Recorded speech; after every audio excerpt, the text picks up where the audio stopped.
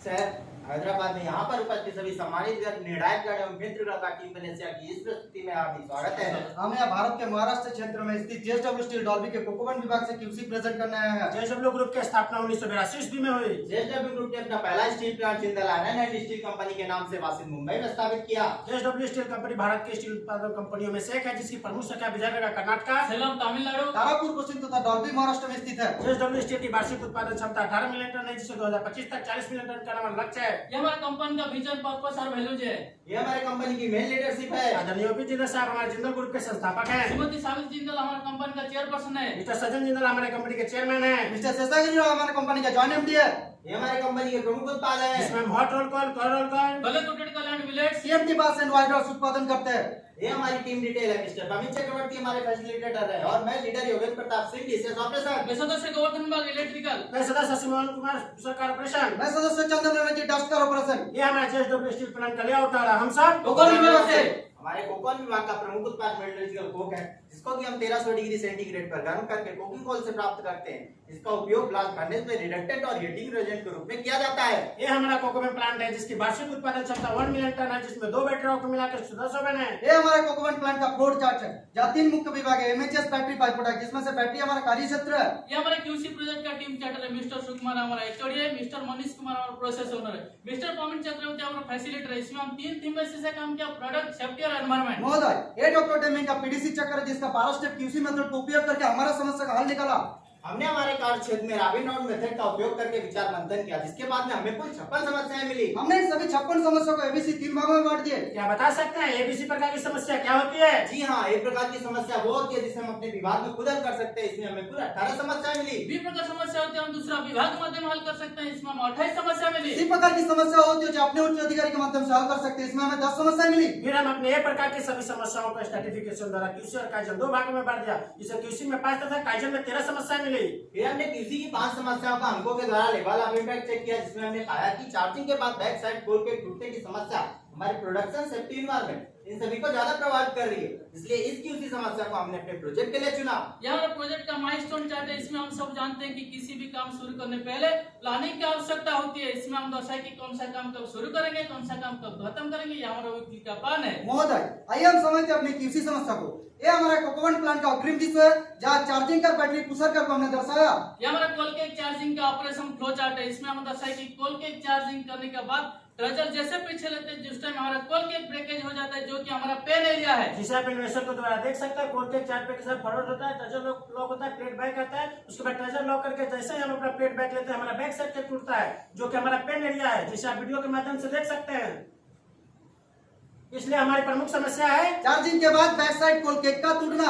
यह समस्या हमें 3 प्रकार से प्रभावित कर रही थी। पहला, बैक साइड केक फॉल होने की वजह से ओवन का थ्रूपुट घट जा रहा था। दूसरा, अत्यधिक सीओ गैस ज्यादा निकलने से पर्यावरण प्रदूषित हो रहा था। पर्यावरण में ऑर्गेनिक वोलेटाइल कंपाउंड और पार्टिकल मिक्स होने की वजह से हमारे स्वास्थ्य खराब होने का डर बना रहता था। डोर सेटिंग करते समय अधिक सीओ गैस निकलने के साथ एयर मिक्स होने से ग्राउंड गैस में विस्फोट होने का चांस बना रहता था। और तीसरा एक बात है कि सर्विस प्लेटफॉर्म में कोल फैल जाने का वजह से जाने आने और काम करने वालों को असुरक्षित महसूस होता था। इस समस्याओं को हल करने के लिए हमारी टीम ने कुछ उद्देश्य और लक्ष्य रखा। योगेंद्र जी क्या बता सकते हैं हमारा उद्देश्य क्या है? जी हाँ, चार्जिंग के बाद जो बैक साइड खोल के टूट रहा है, उसे कम करना ही हमारा उद्देश्य है। सचिमान जी क्या आप बता सकते हैं हमारा लक्ष्य क्या है? हमारा लक्ष्य है जो हर महीने 430 कोल केक ब्रेकेज हुए हैं, उसमें 215 पे लाना है।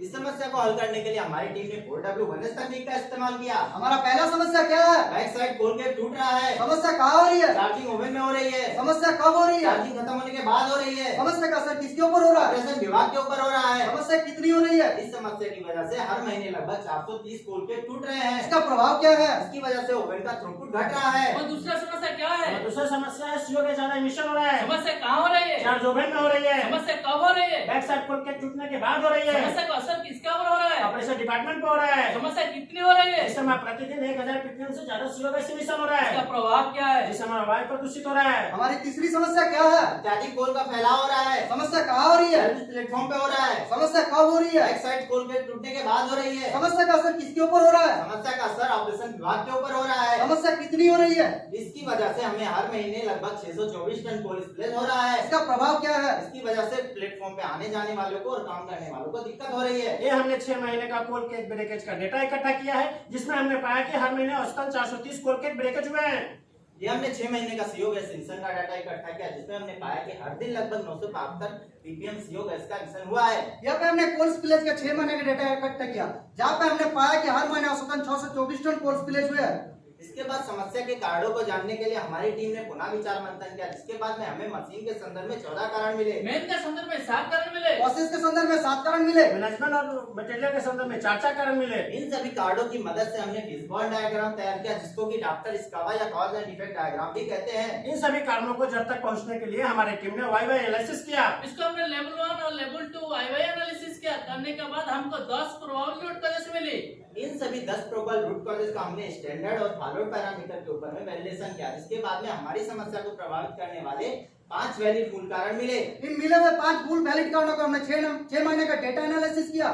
6 महीने की डाटा की मदद से हमने पैरेटो डायग्राम बनाया, जिसमें हमने देखा कि हमारी समस्या को 80% से ज्यादा प्रभावित करने वाले 3 मूल कारण निकल कर आए हैं। वो 3 मूल कारण क्या है बताएंगे आप लोग? कोल मॉइस्चर का कम होना हमारा पहला कारण है। स्टैंपिंग हैमरिंग का फ्रीक्वेंसी का लो होना हमारा दूसरा कारण है। चार्जिंग प्लेट में वाइब्रेशन होना तीसरा कारण है।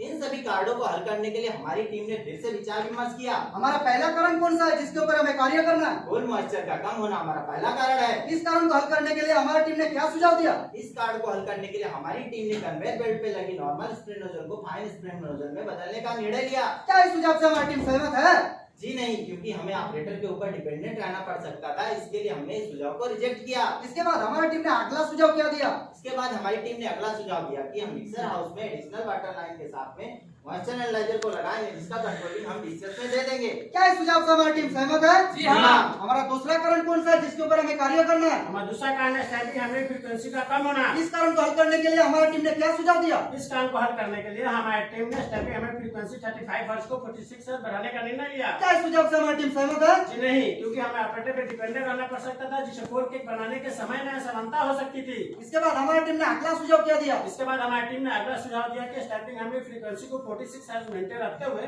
ऑटो में चलाएंगे और साथ ही साथ यूनिट में कैमरा लगा देंगे, जिसका डिस्प्ले ऑपरेटर केबिन में दे देंगे। क्या इस सुझाव से हमारी टीम सहमत है? जी हाँ। हमारा तीसरी कारण कौन सा है जिसके ऊपर हमें कार्य करना है? और तीसरा कारण चार्जिंग प्लेट में वाइब्रेशन होना। इस कारण को हल करने के लिए हमारी टीम ने क्या सुझाव दिया? इसी कारण को हल करने के लिए हमारी टीम सुझाव दिया कि चार्जिंग कार को हैंडबैग कर लेंगे और प्लेट फॉरवर्ड करेंगे। फॉरवर्ड करने के बाद पीछे से स्कापर और एयर के माध्यम से साफ करने का निर्णय लिया। क्या इस सुझाव से हमारी टीम सहमत है? जी नहीं, क्योंकि हमारा चार्जिंग कार प्लेट में वाइब्रेशन हो सकता था। इसके बाद हमारी टीम ने अगला सुझाव क्या दिया? इसके बाद हमारा टीम ने अगला सुझाव दिया कि चार्जिंग कार को हैंडबैग कर लेंगे और 80% प्लेट फॉरवर्ड करेंगे। फॉरवर्ड करने के बाद हाइड्रेशन से मदद से इसको लिफ्टिंग करेंगे। लिफ्टिंग करने के बाद आगे से हाई प्रेशर वाटर जेट से गाइडलाइन प्लेट को साफ करेंगे, साथ साथ पीछे का भी गाइडलाइन प्लेट को भी साफ करेंगे। क्या इस सुझाव से हमारी टीम सहमत है? जी हाँ। ये हमारे चुने हुए सुझाव के कुछ संक्षिप्त विवरण हैं। इसके बाद हमने अपने सभी चुने हुए उपायों को मैनेजमेंट के सामने रखा और उनको इसके फायदे के बारे में बताया। उन्होंने आपस में विचार विमर्श करने के बाद में हमें इसके ट्रायल इम्प्लीमेंटेशन की अनुमति दे दी। इसके बाद हमने सभी उपाय को ट्रायल इंप्लीमेंटेशन के लिए लिए और पीडीसी चक्र को फॉलो करते हमने एक्शन प्लान बनाया। हमने अपने पहले ट्रायल इम्प्लीमेंटेशन में मिक्सर हाउस में एडिशनल वाटर लाइन को मॉइस्चर एनालाइजर के साथ में लगा दिया, जिसका कंट्रोलिंग हमने डीसीएस को दे दिया, जिसे आप पिक्चर के माध्यम से देख सकते हैं। ये हमारा कोल रूट का एनिमेटेड स्लाइड है, जिसमें हमने दिखाया है कि कोल कन्वेयर के द्वारा कोल साइलो में आता है, साइलो से कोल क्रशर में जाता है, क्रशर से कोल टावर मिक्सर हाउस होके जाता है, जिसमें हमने मिक्सर हाउस में एडिशनल वाटर लाइन के साथ में मॉइस्चर एनालाइजर को लगाया है। पहला ट्रायल इंप्लीमेंटेशन करने के बाद हमने देखा कि कोल मॉइस्चर में समानता मिल गई, जिसे कि आप पिक्चर के माध्यम से देख सकते हैं। इसके बाद हमने दूसरे उपाय को ट्रायल इंप्लीमेंटेशन के लिया और स्टैंपिंग ऑटो में चलाया और साथ ही साथ स्टैंपिंग यूनिट में कैमरा लगा दिया, जिसका डिस्प्ले ऑपरेटर केबिन में दे दिया। ये हमारा ऑटो स्टैंपिंग एनिमेटेड स्लाइडर, जिसे एनिमेशन को तरह आप देख सकते हैं। आर्मेचर से कोकिंग कोल टाउन में लाता है, कोल टाउन से कोल पीटर के माध्यम से कोल बॉक्स में आता है। क्रैम मोटर स्टार्ट होने के बाद सेफ्टी को खोलने के बाद हमें स्टैंपिंग प्रक्रिया चालू होती है। 9 मिनट हैमरिंग होने के बाद हमारा होम पोजीशन के लिए जाता है। सेफ्टी को क्लोज को कोल के रेडी होने के लिए, चार्ज होने के लिए ओवन में जाती है। दूसरा ट्रायल इंप्लीमेंटेशन करने के बाद हमने देखा कि कोल केक में क्रैक्स आना कम हो गया, जिसे कि आप पिक्चर के माध्यम से देख सकते हैं। हमारा तीसरा टर्म से जो कि हम चार्जिंग करके हैंडबैग कर लिया और 80% प्लेट फॉरवर्ड किया। फॉरवर्ड करने के बाद हाइड्रेशन से मदद से इसको लिफ्टिंग किया। लिफ्टिंग करने के बाद आगे से हाई प्रेशर वाटर जेट से गाइडलाइन प्लेट को साफ किया, साथ साथ पीछे का भी गाइडलाइन प्लेट को भी साफ किया, जो आप पिक्चर माध्यम में देख सकते हैं। फिर हमने देखा कि गाइडलाइन पे कोल कम करने के लिए कुछ हम काइजर भी किया। मैकेनिकल की मदद से साइड वाला आर्म में वायरिंग पिन लगा दिया। लगाने के बाद हमारा चार्जिंग कर गाइडलाइन पे कोल गिरना कम हो गया। सभी ट्रायल इम्प्लीमेंटेशन करने के बाद में हमने 6 दिन तक निरीक्षण किया, जिसमें हमने पाया कि पहले हमारे हर दिन लगभग 14 कोल के टूट रहे थे, जो कि घटकर अभी 5 पे आ गया है। सभी ट्रायल इम्प्लीमेंटेशन करने के बाद हमने देखा कि हमारा ओवन का थ्रूपुट भी बढ़ गया और साथ साथ CO गैस एमिशन होना भी कम हो गया। सभी ट्रांजेक्शन करने के बाद हमारा सर्विस प्लेटफॉर्म में कॉल गिरना कम हो गया, जो आप पिक्चर माध्यम में देख सकते हैं। इसके बाद में हमने अपने सभी उपायों को रेगुलर इम्प्लीमेंटेशन के लिए लिया। ये हमारा रेगुलर इम्प्लीमेंटेशन का गैंट चार्ट है। रेगुलर इम्प्लीमेंटेशन करने के बाद में हमने 1 महीने का निरीक्षण किया, जिसमें हमने पाया कि एवरेज कोल मार्च 11.27 रहा और महीने भर में 187 कोल केक ब्रेकेज हुए। रेगुलर इम्प्लीमेंटेशन करने के बाद हमने देखा कि हमारा केक टूटना भी कम हो गया और साथ साथ CO गैस एमिशन होना कम हुआ और ओवन का थ्रूपुट भी बढ़ गया। ये हमारे रेगुलर इम्प्लीमेंटेशन का कंपेरेटिव ग्राफ है, जिसमें हमने देखा कि पहले हमारे हर महीने में लगभग 430 कोल केक टूट रहे थे, जो कि घटकर अभी 187 पे आ गया, जो कि हमारे लक्ष्य से भी कम है। इस प्रोजेक्ट को करने से हमें कुछ प्रत्यक्ष लाभ हुआ, जैसे कि हमारा कोक का प्रोडक्शन बढ़ गया, कोल स्पिलेज कम हो गया, हाउसकीपिंग मेंबर कम हो गया, शटडाउन टाइम में बढ़ोतरी आ गई। इस प्रोजेक्ट को करने के बाद हमें सालाना लगभग 1 करोड़ रुपए का फायदा हुआ। इस प्रोजेक्ट को करने से हमें कुछ अप्रत्यक्ष लाभ हुआ, जैसे हमारी टीम भावना का विकास हुआ, निर्णय लेने की क्षमता बढ़ गई, आत्मविश्वास बढ़ गया, हमारे मैनपावर की सुरक्षा बढ़ गई। इस प्रोजेक्ट को करने के बाद भी हमारी टीम रुकी नहीं, अपने प्रोजेक्ट का फॉलो अप रिव्यू करती रही, जिसके लिए हमने SOP बनाया और चेक शीट तैयार की, जिसकी जानकारी हमने ऑपरेटर्स और टेक्नीशियंस को दे दी। इसके बाद हमने प्रिवेंटिव मेंटेनेंस शेड्यूल बनाया और उसे फॉलो किया। इसके बाद हमने सभी ऑपरेटर्स और टेक्नीशियन को सेफ्टी ट्रेनिंग दी और CO गैस से बचने के लिए मॉक ड्रिल ऑर्गेनाइज किए। इसके बाद सर्विस प्लेटफॉर्म में काम करने वाले कुछ हम काइजन भी किया। ये हमारा सुरक्षा उपकरण है जो हम अपने कार्य क्षेत्र में उपयोग करते हैं। ये हमारा प्रोजेक्ट खत्म होने के बाद से अभी तक का हर महीने का कोल केक टूटने का रिपोर्ट है। ये हमारा प्रोजेक्ट का फाइनल माइलस्टोन चार्ट है, समय रहता है पूर्ण किया। ये हमारा QC प्रोजेक्ट कंप्लीशन शीट है। ये हमारे कुछ QC टूल्स एंड टेक्निक्स है, जिसको कि हमने अपने प्रोजेक्ट करते समय उपयोग किया है। ये डॉक्टर डेमी का PDC चक्र जो निरंतर चलते रहता है, इसी तरह हमारा QC टीम भी रुकी नहीं। हमारा अगला प्रोजेक्ट है स्विफ्ट बिल्डर जावे। रास्ते वही इख्तियार करते हैं जो मंजिलों को पार करते हैं, रास्ते वही इख्तियार करते हैं जो मंजिलों को पार करते हैं। बस एक बार चलने का हौसला तो रखिए, ऐसा मुसाफिरों को रास्ते भी इंतजार करता है। अंत में हम यहाँ पर उपस्थित सभी लोगों का धन्यवाद करते हैं और इस मंच का भी धन्यवाद करते हैं जिसने हमें यहाँ आने का मौका दिया। धन्यवाद।